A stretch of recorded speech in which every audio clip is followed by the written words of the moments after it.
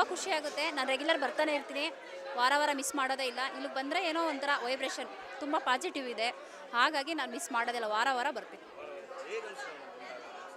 ತುಂಬ ನೆಮ್ಮದಿ ಆಗುತ್ತೆ ಸರ್, ತುಂಬ ನೆಮ್ಮದಿ ಆಗುತ್ತೆ, ತುಂಬ ಖುಷಿ ಆಗುತ್ತೆ. ಎಷ್ಟೋ ಕಷ್ಟಗಳು ಇಲ್ಲಿ ಬಂದ್ರೇ ಸ್ವಲ್ಪ ಪರಿಹಾರ ಆಗೋದು.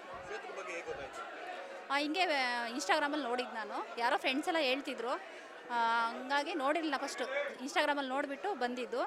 ಬಂದಮೇಲೆ ನನಗೆ ಚೆನ್ನಾಗಿದ್ದೀನಿ, ಚೆನ್ನಾಗಿ ಇಟ್ಟಿದ್ದಾರೆ. ನಾನು ಒಂದು 6 ತಿಂಗಳಿಂದ ಬರ್ತಾಯಿದ್ದೀನಿ.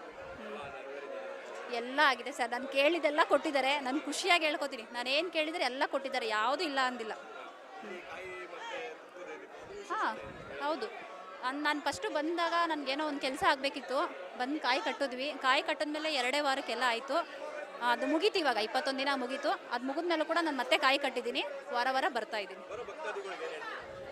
ಬರಬೇಕು ಸರ್, ಇಲ್ಲಿ ತುಂಬ ಇದೆ, ಭಕ್ತಿ ಇದೆ, ದೇವ್ರು ಚೆನ್ನಾಗಿದ್ದಾರೆ, ಇಲ್ಲಿ ಬರಬೇಕು, ಒಳ್ಳೇದಾಗುತ್ತೆ. ಎಲ್ಲರೂ ಬರಲಿ ಅಂತಲೇ ಕೇಳ್ಕೊತೀನಿ. ಅವ್ರ ಕಷ್ಟಗಳೆಲ್ಲ ಪರಿಹಾರ ಆಗುತ್ತೆ ಇಲ್ಲಿ ಬಂದರೆ. ಅದು ನಾವೇನು ಮಾಡೋಕ್ಕಾಗಲ್ಲ, ಅವ್ರು ಇಲ್ಲಿ ಬಂದಮೇಲೆ ಗೊತ್ತಾಗೋದು. ಒಂದು ಸಲ ಬಂದು ನೋಡಿದ್ರೆ, ದರ್ಶನ ಮಾಡಿಕೊಂಡು ಕಾಯಿ ಕಟ್ಟೋದ್ರೆ ತುಂಬ ಒಳ್ಳೇದಾಗುತ್ತೆ. ಒಂದೇ ವಾರದಲ್ಲಿ ಅವ್ರಿಗೆ ಗೊತ್ತಾಗ್ಬಿಡುತ್ತೆ ಏನು ತುಂಬ ಪಾಸಿಟಿವ್ ಇದೆ ಸರ್. ಏನೋ ವೈಬ್ರೇಷನ್ ಇಲ್ಲಿ ಬಂದರೆ ಮನುಷ್ಯಗೆ ನೆಮ್ಮದಿ ಸಿಗುತ್ತೆ, ಹೇಳೋಕ್ಕಾಗಲ್ಲ ಸರ್, ಅಷ್ಟು ಖುಷಿ ಆಗುತ್ತೆ, ತುಂಬ ತೃಪ್ತಿ ಆಗುತ್ತೆ. ನಾವು ಸುಂಕದಕಟ್ಟೆ.